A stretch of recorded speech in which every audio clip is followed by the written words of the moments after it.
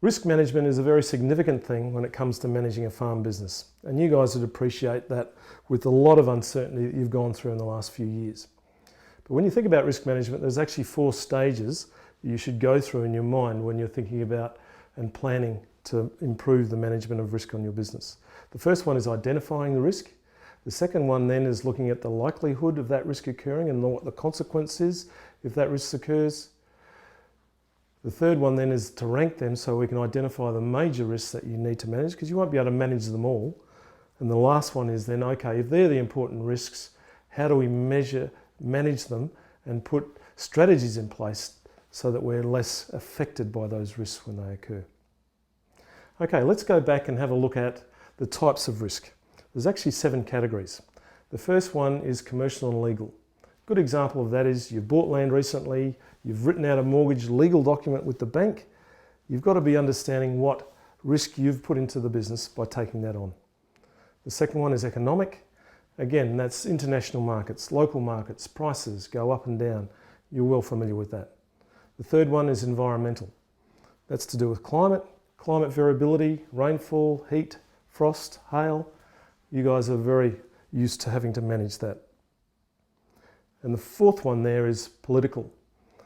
Now, we're really fortunate in Australia to have quite a standard and stable political environment, but recently the live beef exporters in Northern Territory suffered quite significantly from the Labor government's decision to stop live cattle exports. That's a great example of that risk. The fifth category is technology. You know the risks that happens if your satellite communications fall out and you're relying on precision agriculture. That's a good example of that. The sixth one is management. So really, how well do you know your business to manage? And in some businesses, the quality of their management produces the biggest risk to the business. And finally, human resources. So we're reliant on one person, that could create quite a significant risk to the business. So once we've identified them, we've got to go through and look at the likelihood of that risk occurring. And if that risk does occur, what's the consequences? Like, is it catastrophic right down to minimum? So you go through the whole list, categorize them that way, and then you can rank which are the highest risks.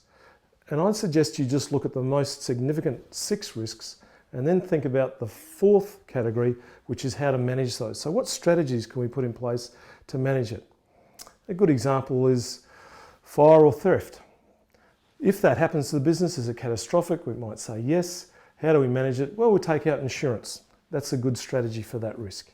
And there's other things we can do as well. Just refer to the eBook when you're looking at this.